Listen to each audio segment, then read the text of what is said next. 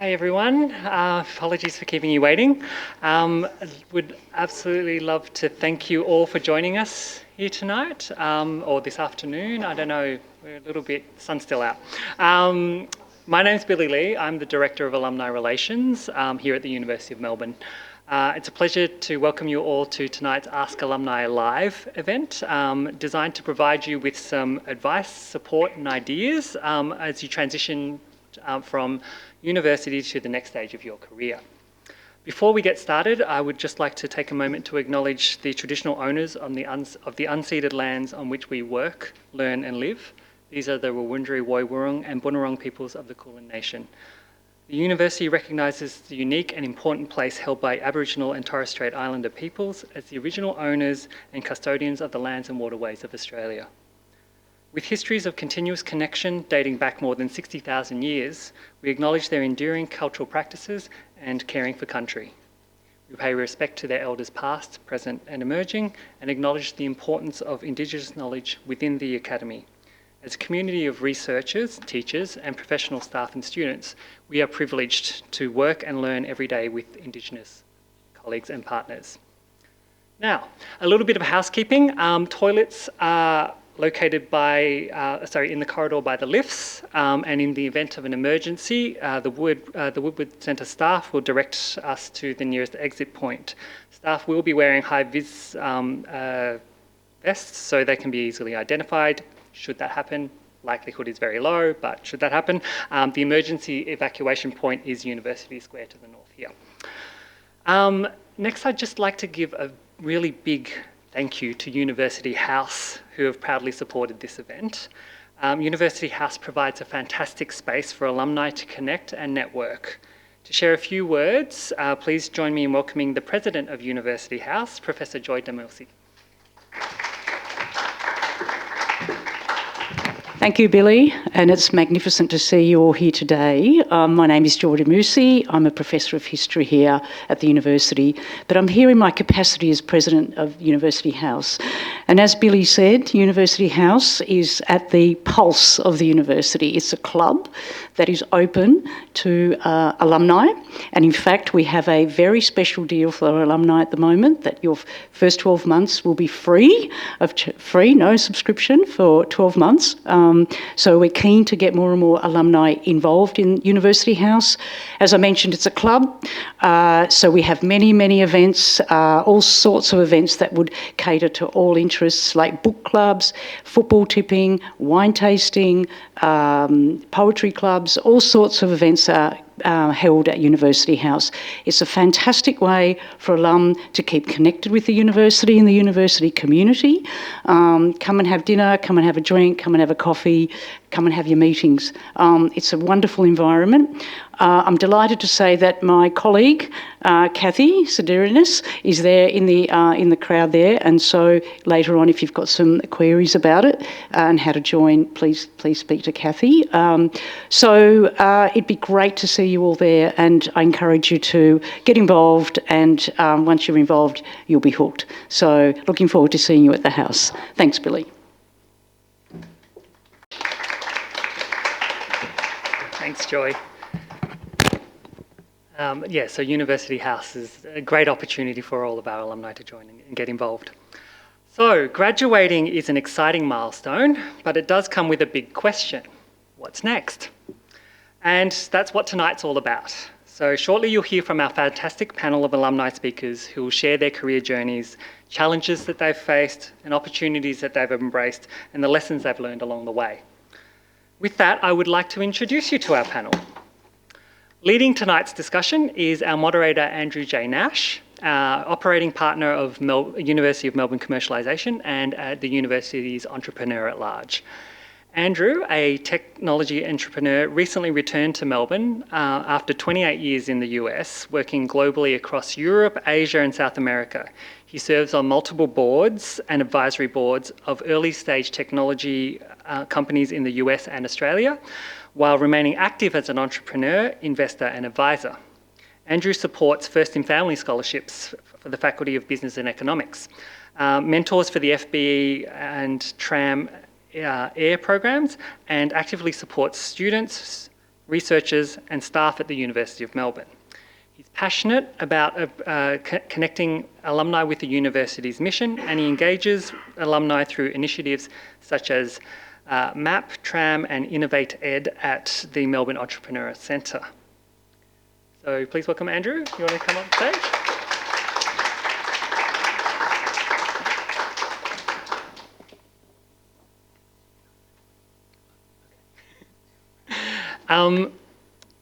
Our first panellist is Sonia Furuzanfa.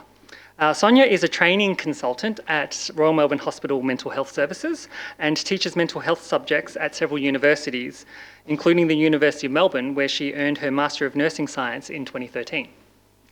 Over the last 11 years, she's furthered her studies in counselling and leadership, and taking on various clinical and non-clinical roles in both the public and private sectors.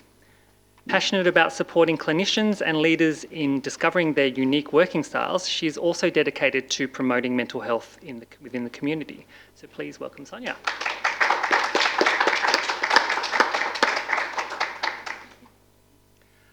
Joining Sonia is Andrew Pankavicius. After graduating as valedictorian with a Bachelor of Commerce in 2018, Andrew has built a global career in tech. He co-founded Redactive AI, a venture-backed startup solving AI data security for banks, insurers, and tech firms, earning him a spot on Forbes Australia's 30 Under 30 in 2024. His career has spanned Australia, San Francisco, and Southeast Asia, including roles in tech consulting and as a senior product manager at Atlassian. So please welcome Andrew.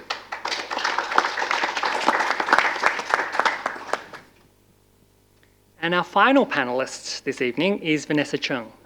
Vanessa is a senior product manager at Franklin AI, specialising in developing medical software to support pathologists with clinical diagnosis and reporting. She graduated with a Bachelor of Science with honours in 2015. Her career path has been driven by her passion to drive innovation in healthcare, with previous roles at Cerner and GlaxoSmithKline. So please join me in welcoming Vanessa as well.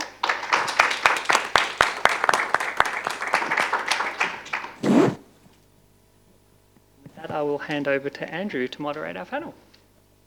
Which means I got to turn on the mic, right? Really, I'm a tech guy. So first of all, thanks for coming in here. I appreciate the introduction. I am very passionate about helping every single student and entrepreneur anywhere in the state of Victoria and globally. We have an amazing alumni base of over 500,000 alums globally. That's a true number. It's that large. And we've got a lot to do to help each other and work with each other. So today's session is going to be fairly informal.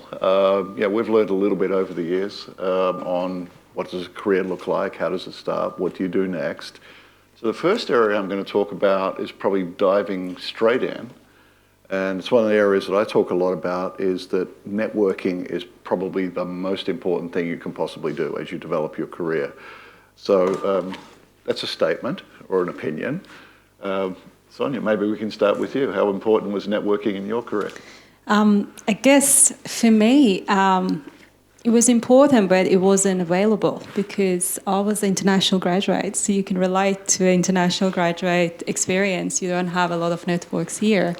However, shouldn't be a limitation of what you want to go. So throughout your study, you can get involved in volunteer roles, connect with your students, your classmates, and you start your network. And you feel sometimes, I felt like, I'm just very lonely. But that shouldn't be, something as a barrier. You can work through that. And in fact, sometimes when you get to the situation, you find yourself there is a barrier, there's other ways you can embrace to connect and make yourself where you want to go. The networks, however, will happen as you live in Australia more and more. And for me, it happened. Comparing to 11 years ago, I do have a good network, and I can see the benefits of that. Thanks, Andrew. Andrew, why don't you follow on? Yeah, networking? talking specifically about networks, right? Yeah. Absolutely. Like, I think my career wouldn't have started without the opportunity to spend time with other people that were like-minded. Like, I spent a lot of time around the early days of co-working spaces in Melbourne, probably about 5, 6, oh, geez, that's actually a lot longer than that, I didn't recognise. Probably about 10 years ago at this stage. And you start meeting people, and I think the naivety of just asking them and kind of embracing the student identity of, hey, I actually don't know what you do, let me ask you, can I take you out for coffee? You start to learn a little bit about what these people do, how they tick, and then through that, you start to build a relationship. You go, all right, cool, hey, they're actually going to approach you on something. That usually happens at that point, rather than trying to pitch yourself as, hey, let me do free work for you. There's a lot more of a sense of, actually, hey, you're passionate about this, and a lot of people who wish to mentor will feed off that. And they'll want to bring you under their wing over time. So that's a really kind of excellent way of looking at, like, how do you jumpstart your network? Over time, as long as you continue to have an opinion, you continue to push things, you wish to continue to be a student and learn even in your corporate career, you'll go through arcs of net new mentors. And those people will change from being mentors to friends, and then you'll get another group of people. As long as you continue to have that growth mindset, you'll get to a point of being like, great, hey, looking back over 5, 6, 7 years, I've actually got quite a range of people that I can always reconnect with if I wish. Vanessa, why don't you Right. share as well? Sure thing. So do we have any science students here? Yeah. Do you guys have any like science-specific networking events nowadays? Yeah, okay. I'm only asking because I guess when I was a science student myself, networking wasn't something that was a thing, right? You know, you spend your 25 contact hours going to classes in labs and you do honours, and the pathway that you really see is just academia, and you think, oh, I'm just going to meet, you know, my lecturer or my supervisors and that through the uni network. And so I think I didn't really understand what networking was for quite some time. And for me to kind of kickstart my career, I didn't really have a network to kick off and kind of, you know, start or find kind of maybe what we call shortcuts or something, just because we know people or we have relationships with them. So I think it's something that is important, and it is a way for you to build trust. And I think trust takes time to build, and that's why networking is important. I mean, from my own perspective, I don't think that, you know, one networking event someone will hand you a job these days. That's just wishful thinking, I think, because they need to understand who you are as a person and build that relationship. So I think my key thing is spend a bit of time. If you do want to get to know someone, treat them like a friend and build that trust. And as you start working jobs, you will build these relationships over time, nevertheless. So don't feel like you're missing out if you've started with nothing as well. If I can add something really quickly to that, I think the anti-pattern of what we've all shared is just focus on studies. And like, as long as the WAM is high enough, we'll get a gig somewhere. Someone will take me under the wing of an internship at PwC or KPMG or something like that. I think that's a great strategy. It helps. But really, as you start to build networks around the place, you'll just maximise your chances of finding that first step in. Yeah, and I think you all touched on this in many different respects. And I love the contrast between Sonia and Vanessa, which was as an international student. And I love that statement because I've worked with mentees primarily in the FBE faculty, but for the past 7 years, and I've had 2 or 3 per year, mostly international students, and it's really hard to actually connect in Melbourne. It's a beautiful place to be. It's a great university to study at. But I guess I was blown away a number of years ago when I'm a technology guy, but someone said, for example, you don't use LinkedIn in China. It doesn't exist. And we connect a network here in Australia with LinkedIn. And it's like, of course you need to be on LinkedIn.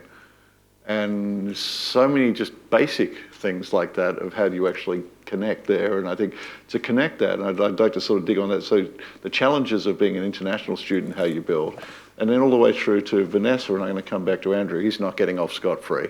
So, Vanessa's also given you the example of I'm in science. We sit in labs. We hang out with other people in labs. I'm not, with a broader audience. And then, Andrew, as you went through here, you have a completely, so you've actually got three very successful people, had three very different experiences in many respects.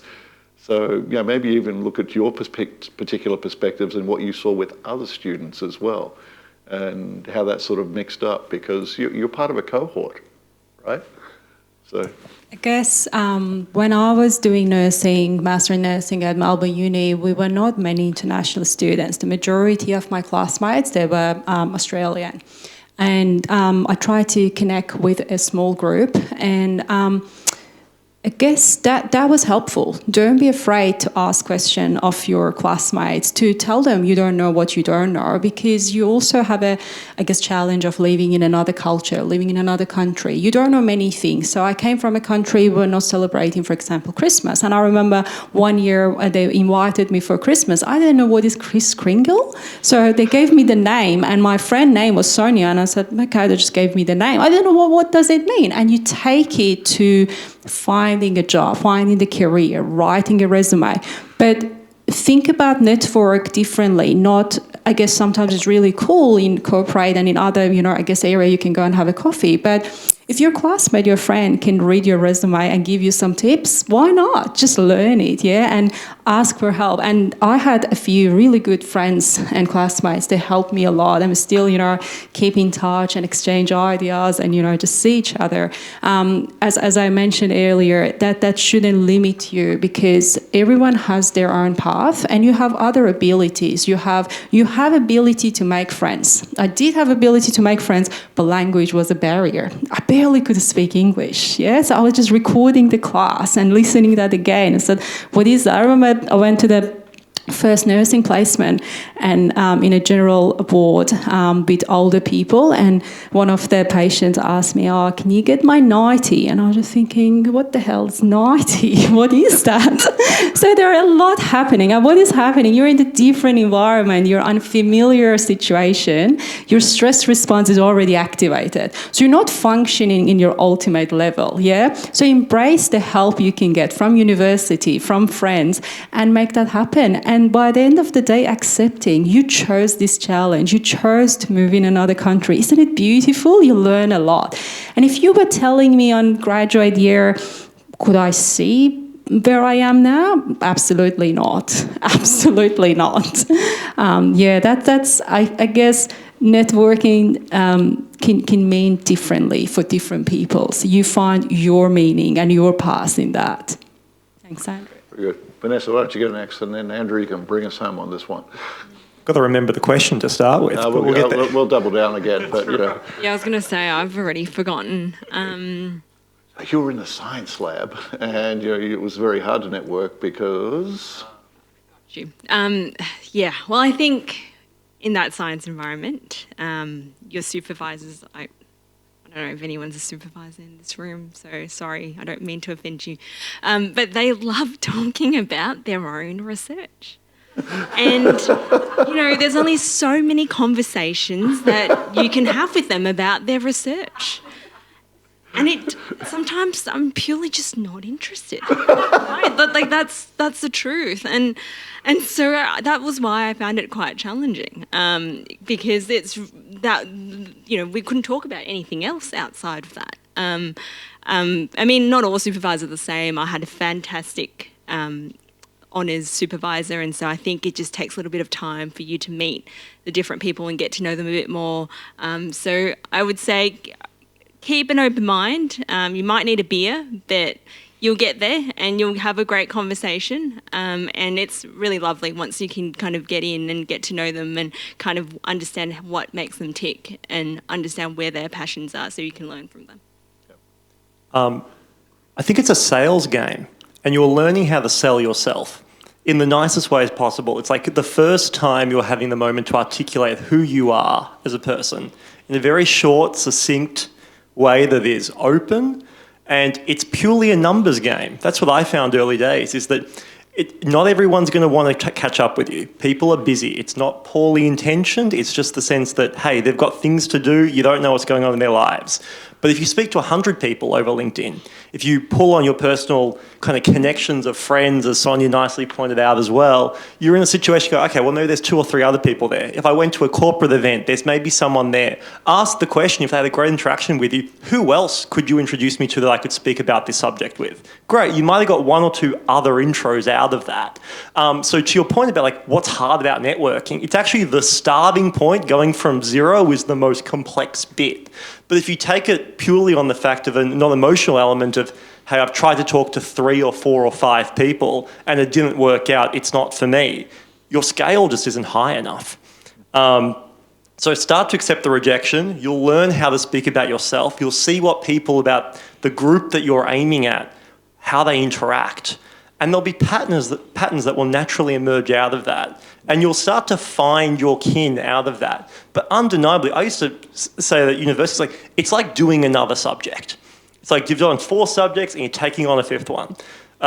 Fortunately, if you graduated, hopefully you've got a bit of time on break now to focus more directly on it. But there is a job aspect to it. There's a bit of gritting teeth.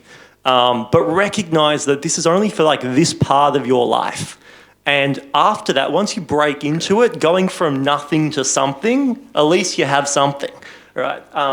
Anyway, I'll stop there. No, actually, I think you're making a good point. And I think, building on what I heard a little bit earlier as well, the role of even mentors in that situation. So, maybe, I want to spin in a different direction. So was there 1 or 2 really memorable mentor experiences that you've had in your career so far? And maybe describe that to the team, because we're looking for patterns. We're trying to figure out what works and what doesn't work. So maybe, Sonia, we could start there. Yeah, about sure. Any particular mentors. I guess maybe not early, but I guess through my career, I came across some leaders, some managers, some colleagues. They really helped me to see myself and also connect with me, as Andrew was saying, connect with me with other people. And that really helped.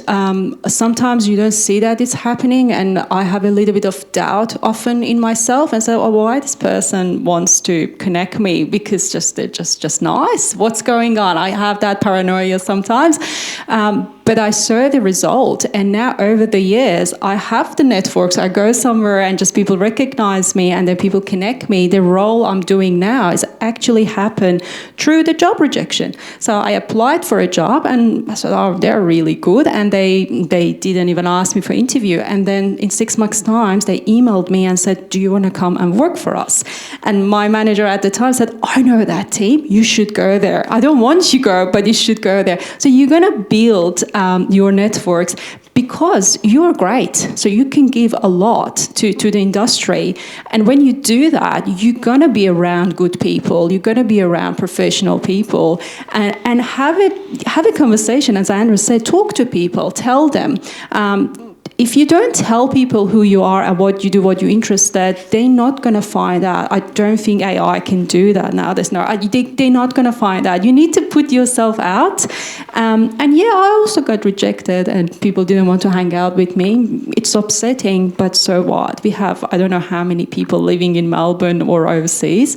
So you don't need all of them. You only need a few of them as friends, a few of them as colleagues, a few of them as a leader and mentors. And if you found them, keep to them. Just keep your connection. Andrew. What you're asking? Mentorship. Yes. Okay, cool. He's asking a 62-year-old. Can I remember We're all struggling. question? Come on. That's all right. My apology. So, on the angle of mentorship, like the question there was like, who are like great mentors that you've been part of? And so hilariously, one of my, and I think the thematic that you have is that, the word mentorship is really kind of frightening to begin with. I found it frightening to begin with because I'm like, who are these people? Like this subservient role. Don't know if you've identified slight A-type. So it's like, who is this person, right? But you kind of come to recognize over time, actually, hold on, there's something to learn here that I don't know about. And I should actually open myself up to that and go on the journey because they've taken a deep interest in me. And one of those great mentors was the ex-chief product officer at Atlassian. And he had this open invite list when I was working there. And he said, anyone could put their name down. I made sure I put my name down. And I was like, out of this meeting, I'm going to make sure I get a quarterly meeting with him. And there was my last question. I was like, let me try my best to make sure I can set up that cadence with him. And you'd be amazed, people who are open to mentorship, they're looking as well because they've recognised what that meant to them in their lives, that they actually want to pay it forward. And that's kind of the unspoken rule, is that if you get great mentorship and you have that relationship, you never pay that person back, you pay someone else forward. So on that mindset, like his name was Noah. Noah very openly did that for me, and he said, "Yep, let's catch up quarterly." And along the way, he said to me, "Hey, you've been at Atlassian for 3 years. What you haven't done yet as a product lead, you've gone from leading a team of 8 people to 40. That's great, but hey." You actually don't know anything about sales. And if you want to be a great product leader, you need to spend your time selling, because that is going to put you closer to the customer and you're actually going to understand what are true drivers to their decision making. And that was a whole skill set that only on the entrepreneurial journey I've had the opportunity to grow on, but I actually lent into those people. I've recognised I've needed more mentors of different skills as our product space has shifted over time. Mm-hmm. And I think of that as one of those great mentor relationships, because now Noah has progressed to the part of actually the mentorship there isn't as deep anymore. It's friendship catch-ups. Yep. And seeing where we're going in lives. And he's saying, hey, you should speak to this other person because I've recognised your growth arc. And I think if you see that happen a few times, you're like, okay, things aren't too bad. Things are going in the right direction career-wise. I like that. Vanessa, you've got to have one. Yeah, I do. I think mentors are important. And I think when you think about mentors, it's not just those that can help you shape your career path, but also help you grow as a person as well. I think when selecting a mentor, don't just pick someone random in a high position because you think that you can get something out of it. Pick someone that you connect with, understands you as a person, and gives you honest feedback. I think from my perspective, I've gotten, I guess, the greatest kind of tips and feedback early on in my career from a mentor that I first met as a graduate. And then over the years, I've tried, to find different mentors along the way. And each one generally would give me a golden nugget every time. Because I think, we spend so much time thinking in our own head about ourselves and how others perceive us in the workplace, et cetera, that having a mentor that's just absolutely honest and transparent with you is, I think, the key to just growing as a person. So very important. Very good. So we're going to just go through kind of one more question before we get into opening up for questions from all of you. But I think that the most important thing is sort of, what's the one or two little pearls of wisdom that you would say, what's the best career advice you've ever given? And I'll give an example. I was at a machine learning and AI event last night at, down in Docklands, and I met a student who was actually an entrepreneur. And I said, okay, let's quickly look at your LinkedIn profile. And I said, why doesn't it say you're an entrepreneur on your LinkedIn profile?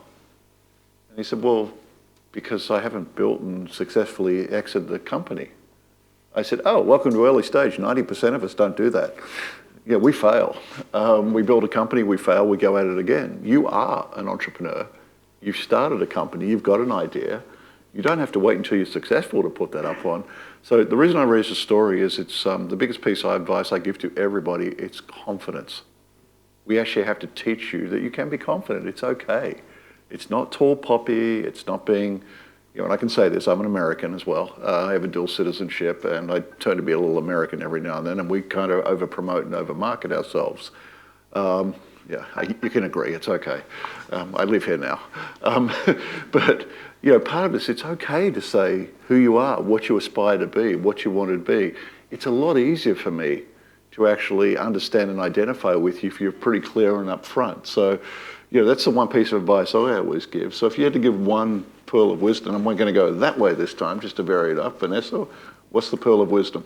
Yeah, I think looking back when I was a grad, I kind of imagined my life to like for me to find a passion that, you know, I spend my entire life working on, and everyone around me who has some amazing career path must have some, you know, single passion that is driving them. And I think it's not like that for everyone. And I think what I want to share is that it's okay that if you're not particularly passionate about anything.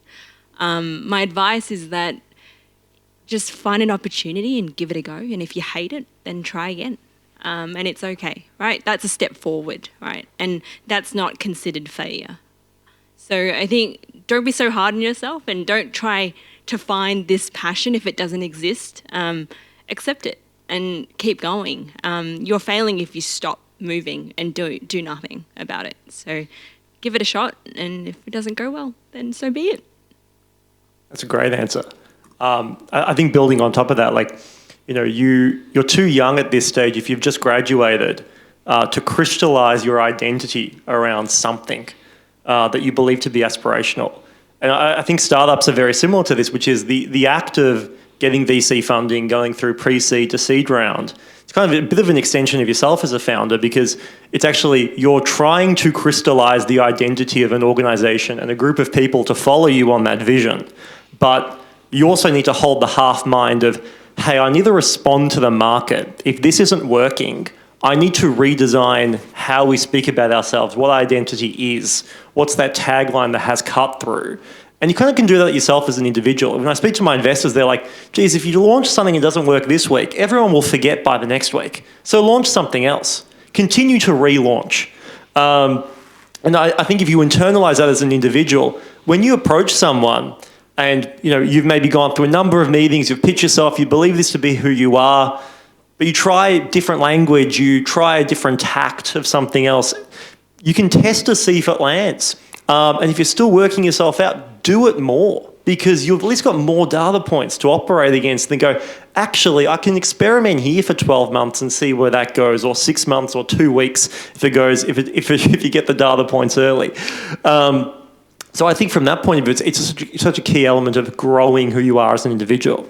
To your point, what is some of the best career advice I've got? It's the sense that as an individual, you really want to stand out. I think it's really early in your career. It's something that you want to do. It's like, hey, I want to own this task, this function, this capability. And you go through a learning journey as an individual contributor. And then people start to give you responsibility around that task.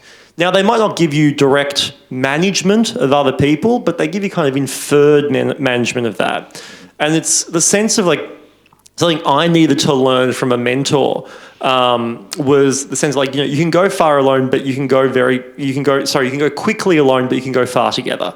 And it's very Yoda-ish, but it's a big sense of actually something I needed to reflect a lot about, in the sense that you can go slower, individually pick people off, make sure they're not surprised by something, and that will actually allow you to get a lot further over time. And that's something I found that's worked with enterprise customers, it's worked with employees, it's worked with investors. The worst thing you can do is surprise someone in a meeting about the wonderful work you've done. You've actually got to orient everyone individually, and then you sign off meetings as a chance of just kind of having a ritual or celebration of the win or the decision made to ingratiate the moment about where we're going next. If you don't do that, you cause such disruption over time that people actually don't know what the beats are that they're attempting to follow. And if people can't telegraph what you're attempting to do, you're not a leader.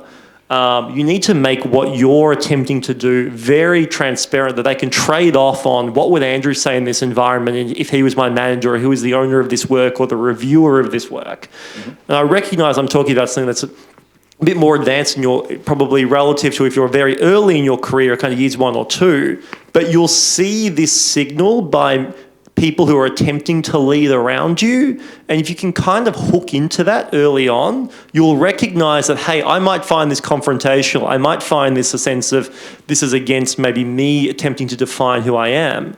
But it becomes, if you can interplay with them, they'll start to build a lot of trust with you there, because they'll understand the game that you're playing, or the game that they're attempting to play with you. I'll stop there. Very good. I don't think I can beat those answers, but I'll try.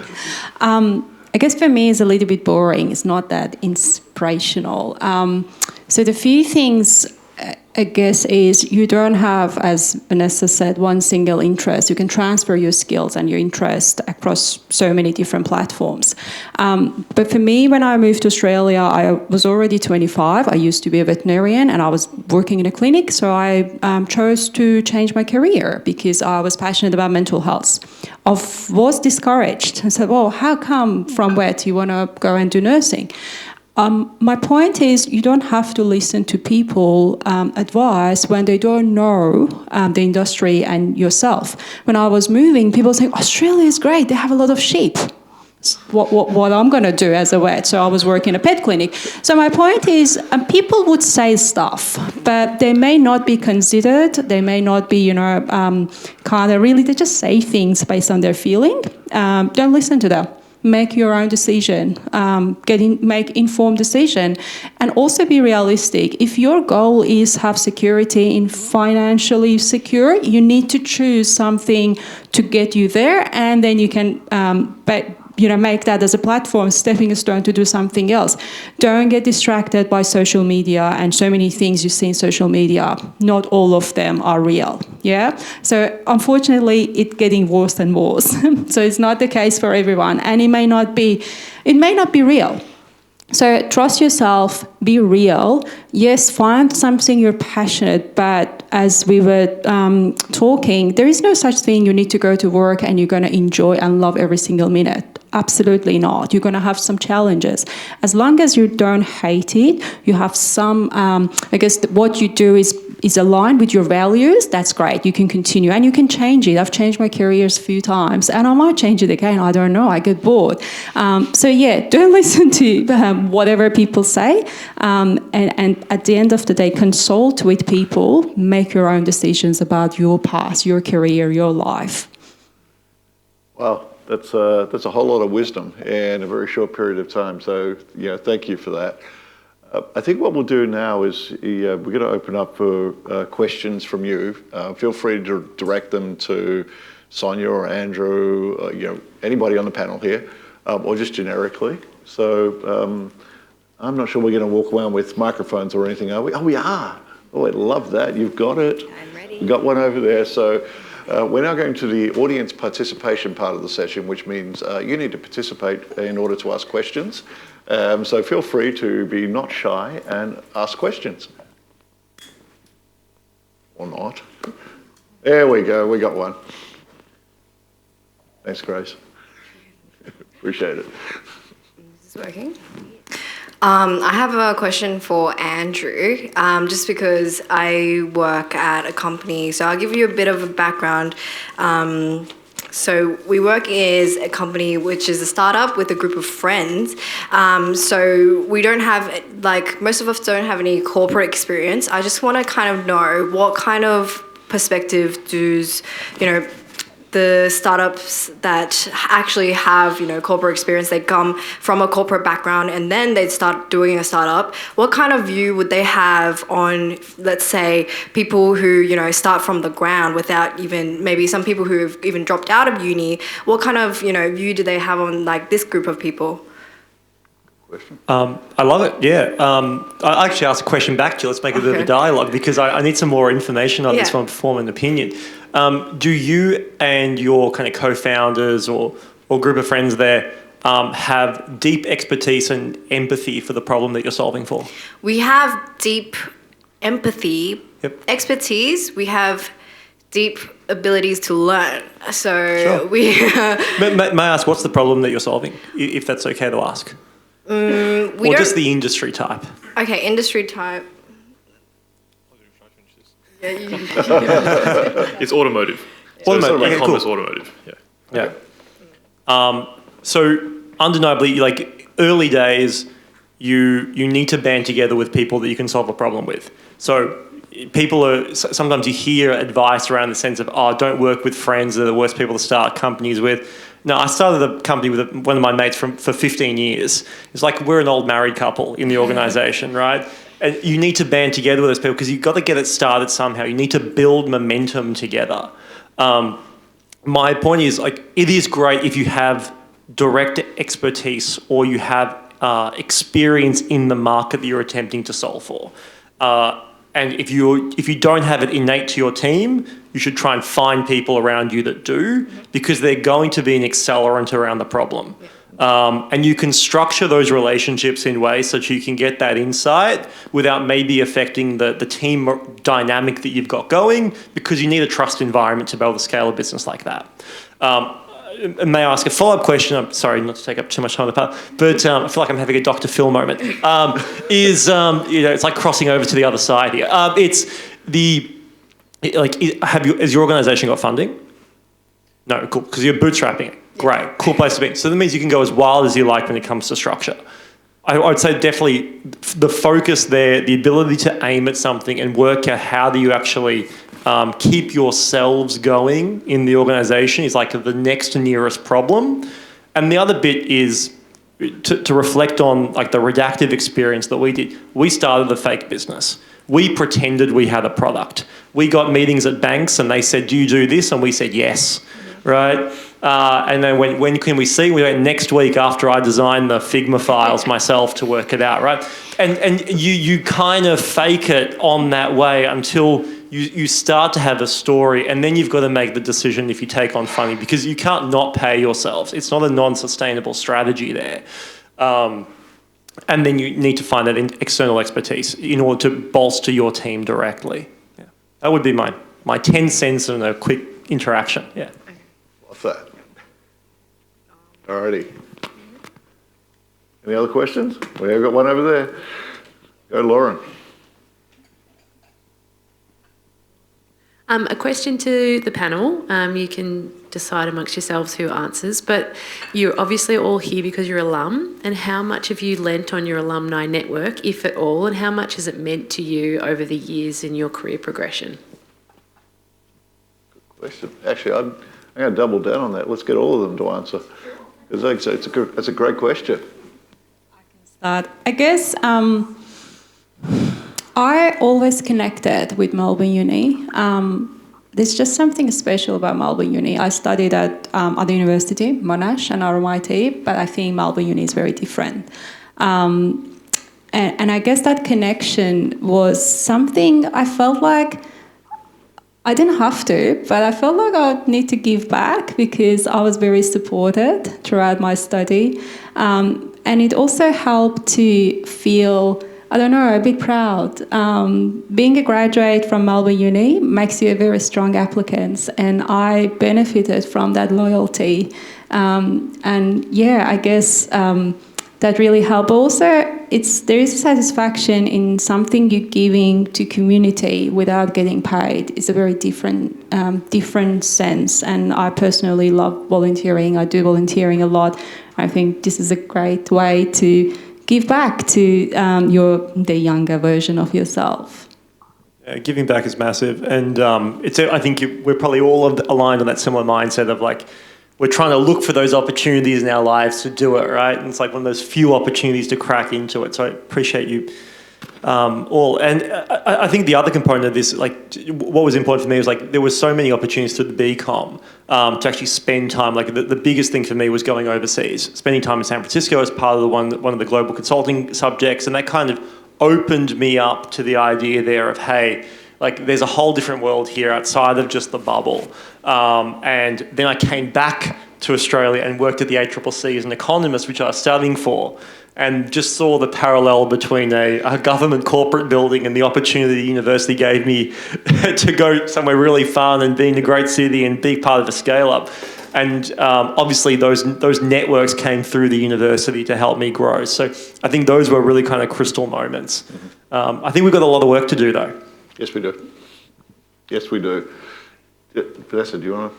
Yeah, I think from my end, because I didn't really have such a strong network of people and mentors, and we didn't really have that in science, I've been mentoring, I guess, the last few years through the alumni network, and I think it's been, a great way to give back and be able to provide, students who just want a bit more direction and want to chat to see, what you've done in your life. And I think that's been really rewarding to have that program available for students.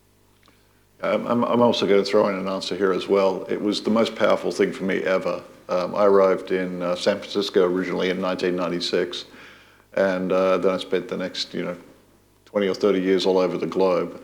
The most powerful network ever was my Melbourne Uni network, because wherever I went, wherever I connected with someone, I had that common bond. And you find the further you go away from Melbourne, the more powerful that bond actually is. It's one unique thing that you can sit together and have a conversation with. And the stories now that I can tell you about amazing alums all over the world that would have friendships with, one in particular, and I'll share it with you, is one of my wonderful friends over who lives on the Eastern Shore just outside of DC. He spent nearly 30 plus years with ExxonMobil. He's now retired out of that. He got picked up as a senior partner at McKinsey. His father was my accounting professor in the Faculty of Commerce, who was absolutely incredible. And he's doing all sorts of other amazing things. We have another friend, and I'll tell you, he did computer science here. We both graduated in 1983. We actually competed against each other on its academic when we were in high school. And he also lives out on the Eastern Shore. And we now have an incredible group of friends that are Melbourne Uni alum, all up and down the East Coast of America. And we now actually invest in each other's companies and are on the advisory board of each other's companies as well. So it wasn't just that we hung out at school together. We now do businesses together. We now help each other's kids, because you'll learn that when you have children, that they don't listen to your parent, but they listen to the other parent. And so we do all sorts of other things as well. It's not just stuff we do in business. I have 40 and 45-year friendships now, and I'm prouder of that than anything. And I hope you genuinely can have that some level of connection. And you guys hit on it early as well. Pay it forward. Just pay it forward all the time. It comes back in spades. It really does. So yeah, I couldn't be happier as an alum to be part of this incredible institution. I'm also a Monash alum as well. I give the same lecture over in Clayton. Only kidding. Oh, you can't admit that. Whoops. That's right. You have to keep that one quiet. All right. I think we're kind of at the end of questions. Are we? Yeah. When we're getting the yes and the nodding. Wrap it up. Okay. One more. There's one here. One more. Here we go. got one. We got one. See, that's how to scare them up. Whereabouts is the question? Just here. Keep coming, this way, this way. Right there. Hi, I have a more basic question. So, because I used to work full time for a little number of years, and then in terms of like in the corporate world, I heard a lot about personal branding, and how important it is in terms of personal branding and building your career with personal branding. So do you have any advice for new grads who are still trying to figure out what they want to do, trying to figure out different pathways, and how we can just start building our personal branding? Everyone's nodded at me to do it, because I think salesmanship has been like a thing I've been harking on. The answer is to do it. That's the hardest bit to cross over is, as I said before, it's like this challenge of, I hate to say, a lot of business development, a lot of work is sit in front of your computer and message 100 people. You can use tools online like Clay. You can then go, hey, we talked about before, can use AI for it. You can use an AI SDR personally. AI sales rep to go email 100 people for you. You'll have about 2% success rate, but at least those, that's a few people more than you ever had to speak to before. The way that you present yourself online, Andrew spoke about it before, like why don't you have a LinkedIn page? Have you got a photo? Please have a photo. Have a description. Make sure it's as complete as possible of who you are. People are going to telegraph that, okay, this is a student, but the fact that you're making the effort, and it's great that you're showing up tonight to events like this, and you can speak to like 5 people. It's really a numbers game. And then after a period of time, that actually is how you do personal branding to start with. But the sense of like, it will just happen. I hate to say, it's actually hours put into sitting sometimes alone on a computer or saying when you go to these events and making sure you show up. And that's how you jumpstart it. But once you've got it going, you'll feel the natural rhythm of what you like to do, what you don't like to do, what kind of events resonate, which people you want to spend time with. The other bit is Usually people then get drinks afterwards. So this group dwindles down to a smaller group of people, You need to ride out till the end. I don't know how many people say would kind of promote drinking in that way, but you'd be amazed the discussions and the openness people come to, and those are the people you'll catch up with a coffee with another day. You'll unlock another layer of what they care about, and you'll go, okay, I find that really interesting. I don't want to talk to that person ever again. Great, right? You're working it out, and the act of discovery is the important bit at this point of your career, because it's really, as Andrew said, it sets you up, and then hopefully those are 45-year friendships, right?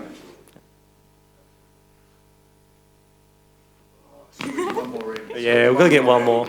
Thank you. Just a follow-up for that one on the personal branding. So how would you recommend, or what would you say to someone who's maybe got a dream kind of niche to fit into, but also needs to play it safe and have a broader, branding? So, for example, I've got a biomed degree and I just graduated with a computing and software systems, and so I'm keen to get into medtech, and also have experience in quality assurance, but another decade of experience of work. So it's like, how do you recommend? Do you recommend just going for the niche, or like playing it safe and I would say just do it all.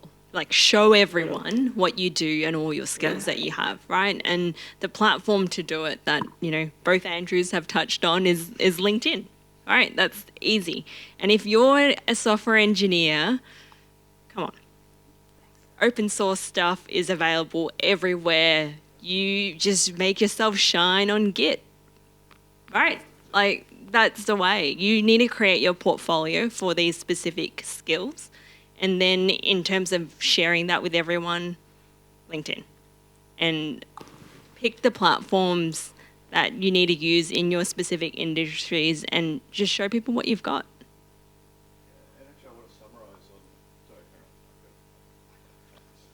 I'm going to do that again. I want to sort of summarize on this branding point, which is, it's a really important one, is please don't ever use the words, I want to play safe. I'll hunt you down and say, don't do that. You're not playing safe. This isn't a read-through. This is life. We're going for it. We want to do the thing that we want to do. The most important thing is to tell someone what you want to do. I'm not a mind reader. I literally cannot read 120 people in this room and say, yeah, got it. Communicate, be crystal clear, tell someone what you want to do.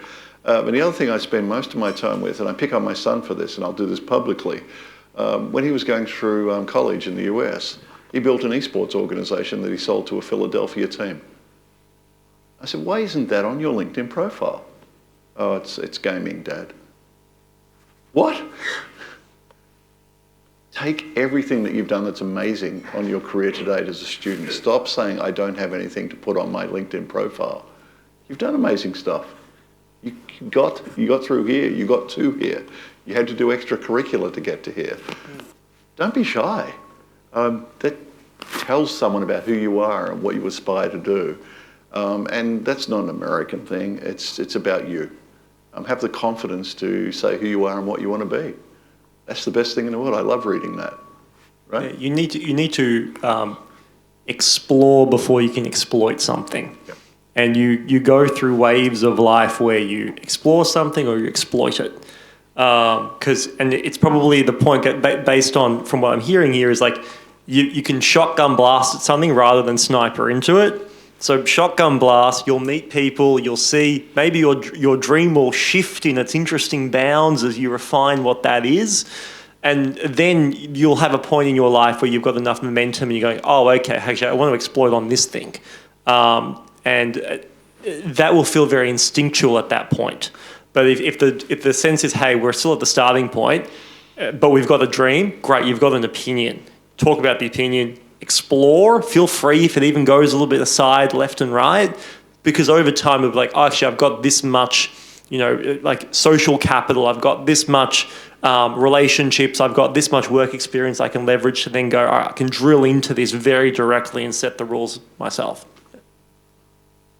Maybe one last thing. I think So for some of you might sit there and go, I've just got nothing and absolutely nothing. The key thing when you're, I guess, early in your career is that we just want to know that you can learn. Right.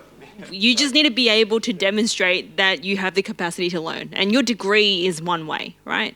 But a lot of people have degrees now, and it makes it challenging for us to see, who's a better learner than others. And so that's why we're looking for all these alternative things to see, what kind of scenarios or opportunities have you done to demonstrate that you have the capacity to kind of grow your knowledge and try new things.